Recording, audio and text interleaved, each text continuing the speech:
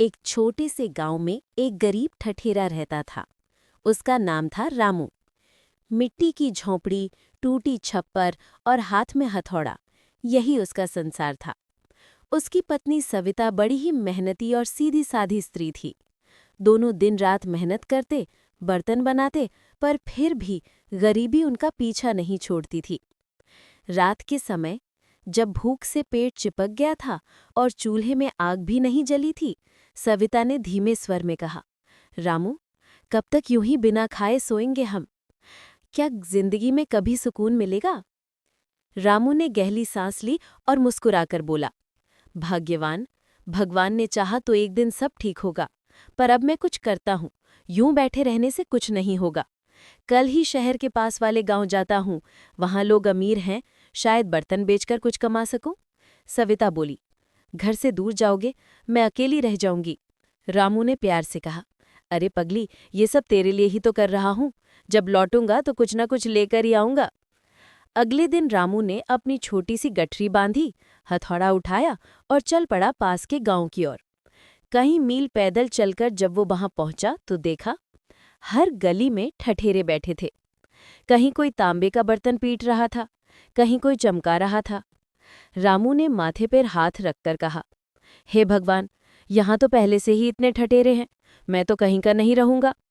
वो कुछ देर सोचता रहा, फिर उसके चेहरे पर हल्की मुस्कान आई। अगर रास्ता नहीं है तो नया रास्ता बनाना होगा। उसने अपनी छोटी दुकान के बाहर एक तख्ती टांगी। यहाँ बालों के बदले बर्तन मिलते हैं। लोगों में खलबली मच गई। गांव की औरतें आपस में कहने लगी, अरे सुनो, वहां ठठेरा बालों के बदले बर्तन दे रहा है। एक औरत झिझकते हुए आई, भैया सच में बालों के बदले बर्तन दोगे?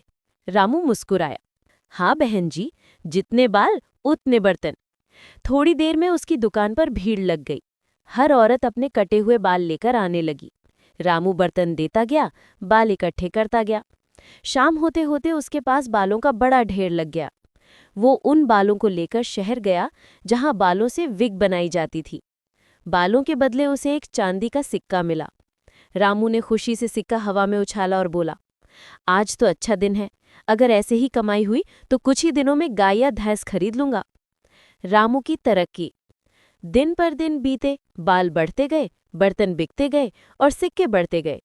कुछ महीनों में रामू ने 5 सोने के सिक्के जमा कर लिए। उसने 3 सिक्कों से एक भैंस खरीद ली।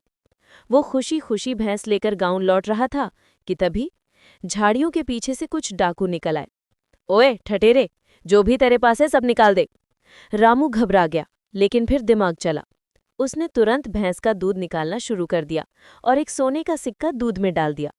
जब डाकू पास पहुंचे तो बोले, क्या कर रहा है? रामू डरते हुए कहा, डाकू भाई, मैं तो बहुत गरीब हूं, बस दूध निकाल रहा हूं।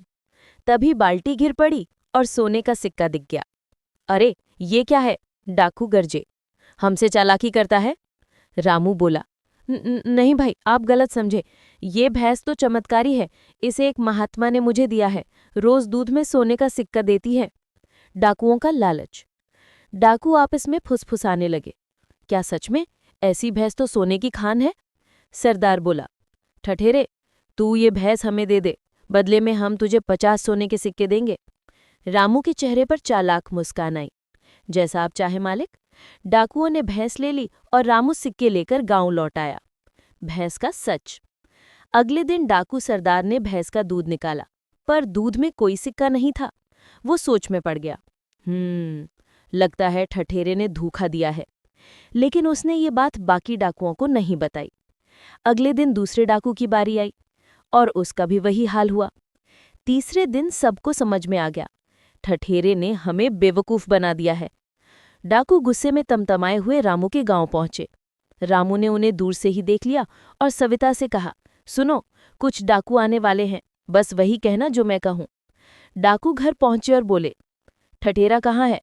सविता बोली, वो दुकान पर गए हैं, मैं अपनी चिड़िया को भेजती हूँ, वो उन्हें बुला लाएगी। डाकू हैरान, क्या चिड़िया बुला लाएगी?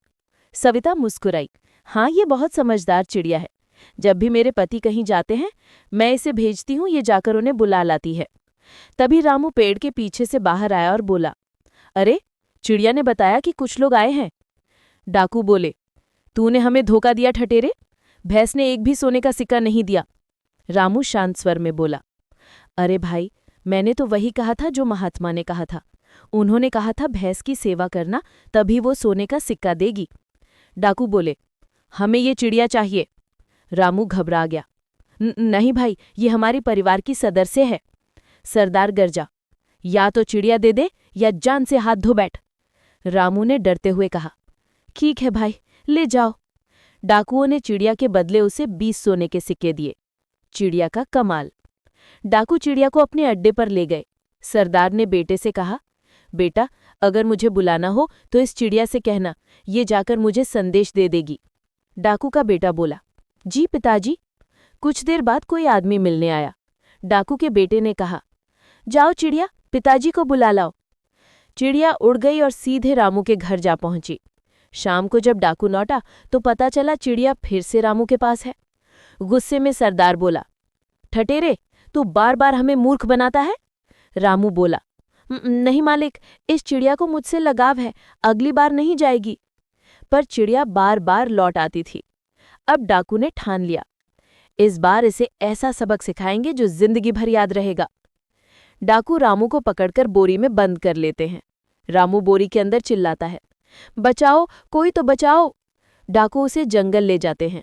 थक जाते हैं और पास की गुफा में आराम करने चले जाते हैं। उसी समय एक गांव वाला अपने भैंसों के साथ वहां से गुजरा। रामू ने आवाज दी, भाई, मुझे निकालो, मैं इस बोरी में बंद हूं।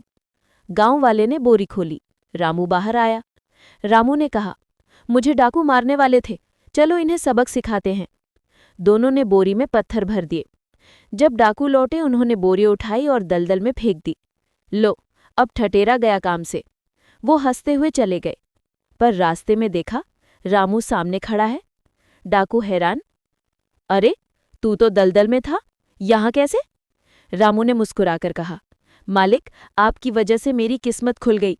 जब मैं दलदल में गिरा तो नीचे एक महात्मा मिले। उन्होंने मुझे एक जादुई बर्तन दिया, उससे जितने चाहो सोने के सिक्के निकलते हैं। डाकू की आंखों में लालच चमका। कहाँ है वो बर्तन? रामू बोला, वहीं दलदल के बीच में। और सारे डाकू दौड़ पड़े और दलदल में उतर गए। रामू बोला, थोड़ा और अंदर, बस वहीं।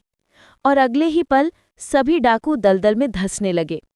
वो जितना निकलने की कोशिश करते उतना अंदर जाते।